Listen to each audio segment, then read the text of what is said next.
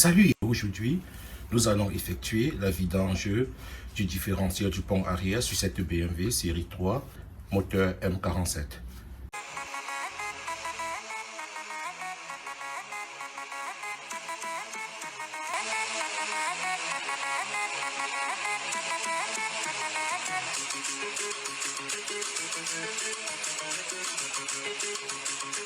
Bienvenue sur l'USF Mécanique Facile, la chaîne des mécanos du dimanche. Aujourd'hui, nous allons effectuer la vidange du différentiel du pont arrière sur cette BMW. C'est facile, c'est simple, et je suis sûr que cette vidange, beaucoup évitent de le faire, ou bien beaucoup ne le font pas, parce qu'ils ne le savent pas. Mais aujourd'hui, je vous montre, mais moi qui vous parle aujourd'hui, c'est la première fois que j'effectue cette vidange sur cette voiture. Allez, c'est parti, restez scotchés parce que je vous montrerai des astuces comment entretenir son pont du différentiel arrière sur sa voiture. Le différentiel transmet la puissance de la boîte auto vers les roues arrière tout en permettant aux roues de tourner à des vitesses différentes en virage. Son huile lubrifie les pignons et évite l'usure prématurée. Avec le temps, l'huile se charge en limaille et perd en viscosité. Résultat, bruit de ronflement, claquement, voire un pont HS.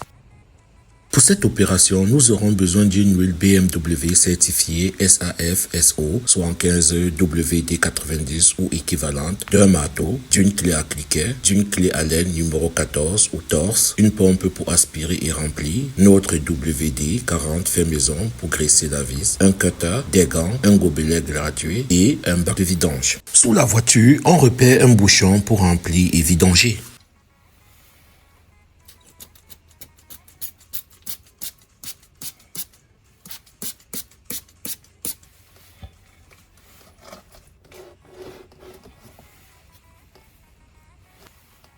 On graisse un peu.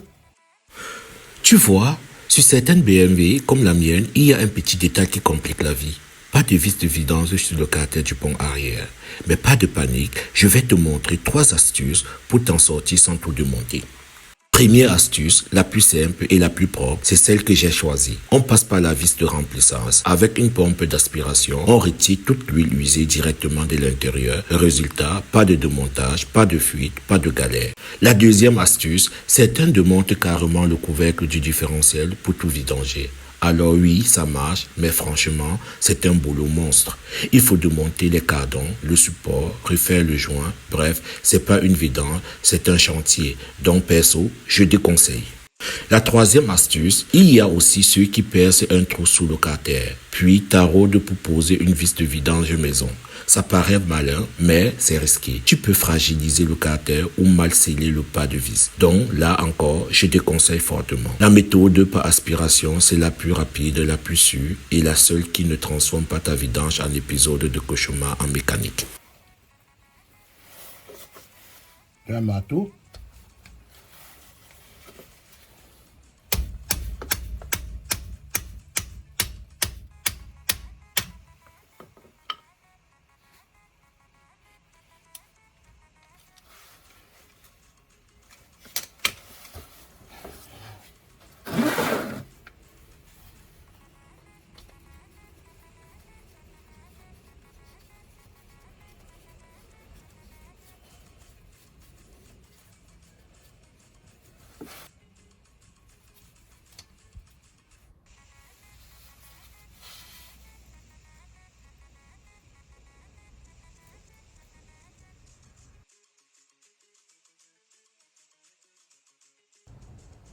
Alors là, petit moment MacGyver sur la voiture. Normalement, pour alimenter la pompe à huile, je devais me brancher sur la batterie de la voiture.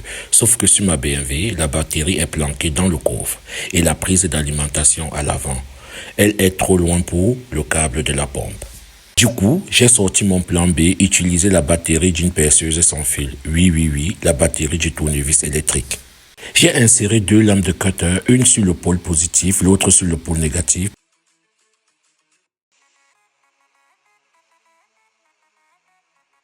Puis, j'ai branché le câble de la pompe directement dessus en respectant la polarité, simple, rapide et efficace.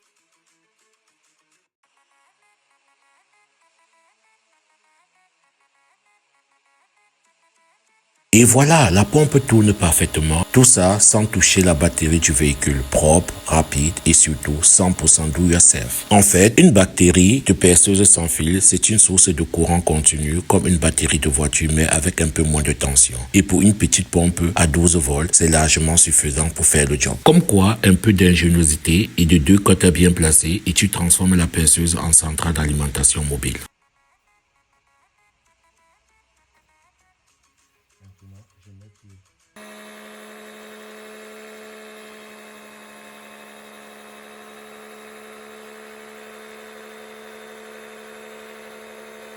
À partir de ce moment, on est vraiment dans la phase d'aspiration de l'huile usée du différentiel. C'est une étape qui prend du temps et c'est normal. L'huile est épaisse, elle est froide et elle ne se coule pas rapidement. Ici, on laisse la pompe travailler tranquillement sans se presser, en surveillant simplement que l'aspiration se fait correctement.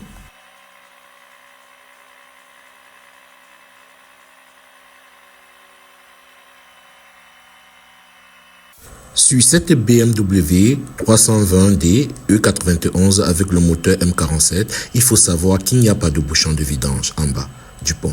Contrairement à certains autres modèles BMW, cela veut dire que la vidange et le remplissage se font par le même orifice qui est situé en haut. C'est pour cette raison que la vidange se fait obligatoirement par aspiration, comme je l'ai expliqué plus haut au début de la vidéo, directement par le trou supérieur.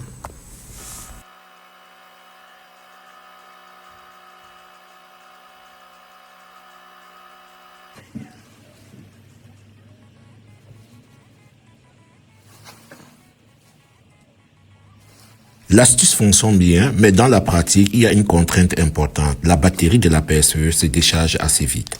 Pendant l'aspiration, on est parfois obligé de s'arrêter simplement parce que la batterie arrive en fin de charge.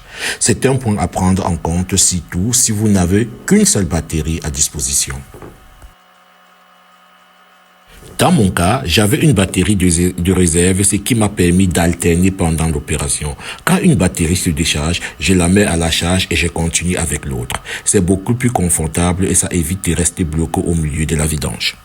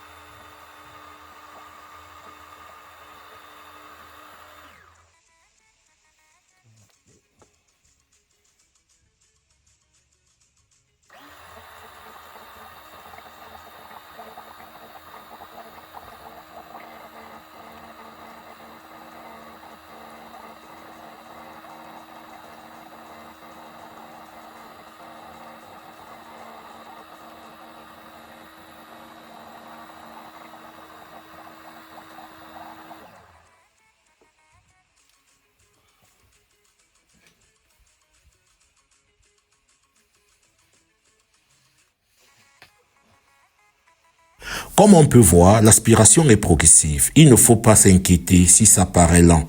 C'est tout à fait normal sur un différentiel. Le plus important est de rester patient et de laisser le temps à l'huile de remonter correctement par le tuyau.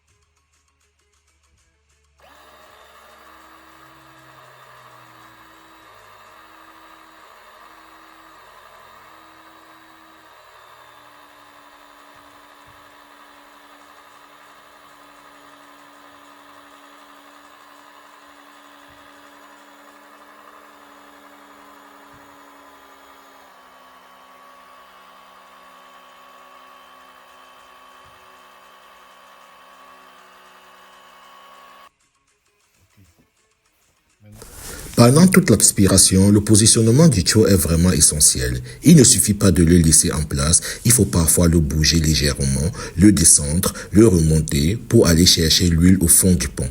C'est ce qui permet d'aspirer un maximum d'huile usée et d'éviter d'en laisser trop à l'intérieur.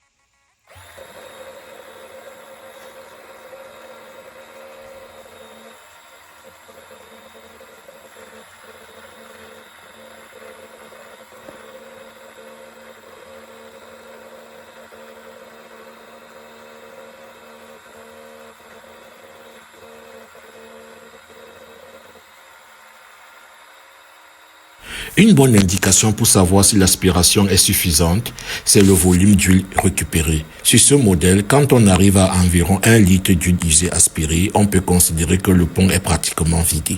Bien sûr, ce n'est pas au millimètre près, mais c'est un bon repère. Et encore une fois, tout se joue sur la patience, le bon positionnement du tuyau et la gestion de l'alimentation de la pompe.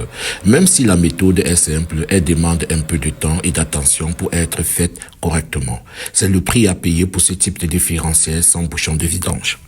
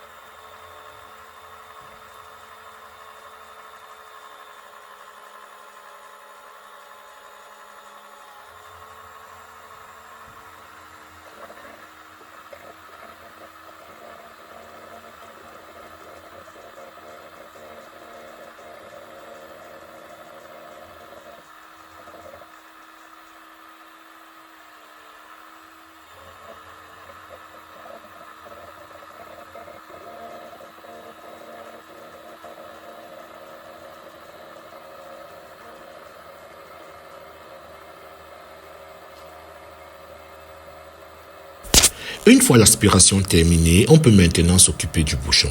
C'est une étape simple mais très importante et qu'il ne faut surtout pas négliger.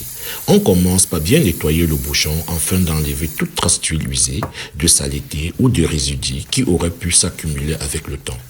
Un bouchon propre permet d'assurer un bon remontage et surtout une bonne étanchéité. Sur ce modèle précis, le bouchon est directement équipé d'un joint torique. Il n'y a pas de rondelle cuivre séparée, l'étanchéité se fait uniquement grâce à ces joints. On nettoie donc soigneusement le joint torique lui aussi, sans l'abîmer, simplement pour retirer l'huile et vérifier son état. C'est à ce moment-là qu'il faut prendre quelques secondes pour bien l'observer. On vérifie que le joint n'est ni coupé, ni écrasé, ni durci. S'il est encore souple, bien en place et en bon état, il peut être réutilisé sans problème. Cette vérification est importante car un joint torique abîmé peut provoquer une fuite, même si le bouchon est correctement serré. Prendre le temps de contrôler ce point permet d'éviter les soucis plus tard. Une fois le bouchon et le joint propres, on vérifie, on continue le remontage en toute tranquillité. Je conseille aussi qu'après avoir aspiré l'huile usée dans le différentiel du pont arrière, de démonter les tuyaux de votre aspirateur, les nettoyer afin d'éliminer l'huile usée qui se trouve encore dans le tuyau. Parce que nous allons réutiliser cette machine pour remplir le pont, le carter de notre différentiel avec la nouvelle huile. Donc, je vous conseille de dévisser les colliers que vous avez là, ces deux colliers, tirer les tuyaux et nettoyer l'intérieur. Soit vous pouvez utiliser un compresseur à air où vous faites passer de l'air pour pousser l'huile usée qui se trouve encore dans les canaux. Et après, vous refixez pour s'assurer de remettre une huile propre dans votre carter.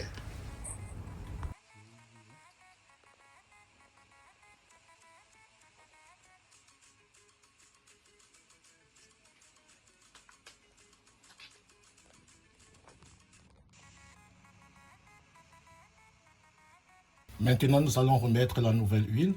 Quand vous remplissez et que vous constatez qu'il y a des gouttes qui vont suinter, c'est que vous avez atteint votre niveau de remplissage. Et pour ce carter, vous avez besoin de maximum 1 litre.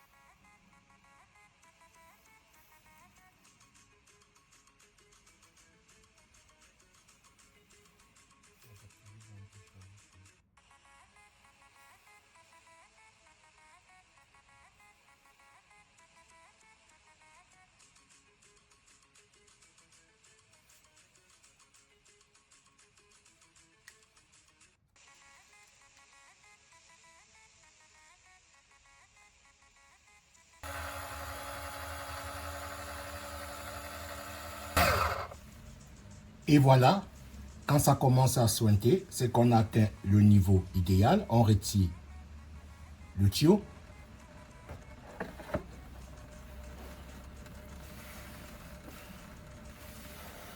On referme. La vis est avec un joint torique.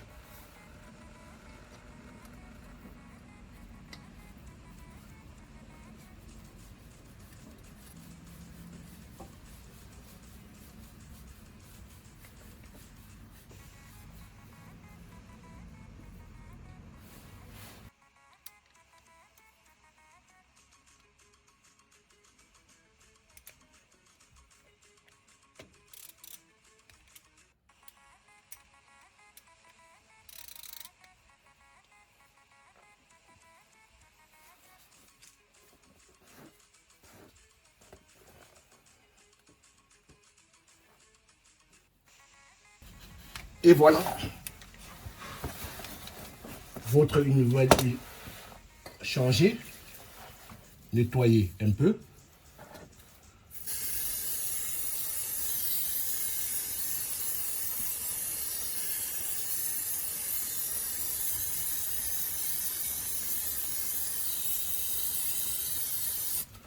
Et voilà, une huile neuve dans le différentiel et un pont arrière prêt pour encore des milliers de kilomètres. Que ta BMW soit en boîte manuelle ou automatique, à refaire tous les 80 à 100 000 kilomètres. Bon, si tu entends des clon à chaque démarrage ou changement de vitesse, eh bien souvent le coupable c'est lui, le cylindre bloc du pont arrière. Le cylindre bloc, c'est cette pièce en caoutchouc montée entre le support et le différentiel. Son rôle, absorber les vibrations et les sorts pour éviter que tout ton pont arrière ne tape à chaque accélération. Quand il est fatigué, tu le reconnais vite. Craquelure sur le caoutchouc, jeu excessif ou bruit métallique au démarrage. Et si tu le laisses traîner, ton différentiel peut bouger et même abîmer ses fixations. Si ton cylindre bloc est déjà fatigué, voici mes 3 astuces. Première astuce, pulvérise un peu de dégrippant ou de graisse silicone pour limiter les craquements temporaires. Vérifie régulièrement le couple de serrage des vis du support de pont. Troisième astuce, et si le cylindre bloc est complètement mort, remplace-le par un modèle renforcé. Bref, ce petit bout de caoutchouc, c'est peut-être rien à l'œil, mais sans lui, ton différentiel souffre, ton confort disparaît et ta voiture te rappelle qu'elle a besoin d'amour mécanique. Regarde-moi ça. À gauche, l'huile usée qu'on vient de retirer du différentiel noir, épaisse, pleine d'impuretés. Et à droite, l'huile neuve, bien claire, fluide, prête à lubrifier comme il faut. C'est fou la différence, hein? C'est justement pour ça qu'il faut jamais négliger cette vidange. Plus l'huile est propre, plus ton pont arrière vit longtemps. Et moins t'attendras de clon à chaque accélération. Moralité, un petit changement d'huile, c'est une grosse tranquillité. Et voilà, nous sommes arrivés au terme de cette petite vidéo, vous montrant comment faire la vidange de l'huile du différentiel du pont arrière sur cette BMW série 3, moteur diesel. Si cette vidéo t'a plu, n'oublie pas de liker, de t'abonner, de laisser un commentaire nous disant comment toi tu effectues le tien. Et à la prochaine pour d'autres tutos et astuces méca faciles à faire.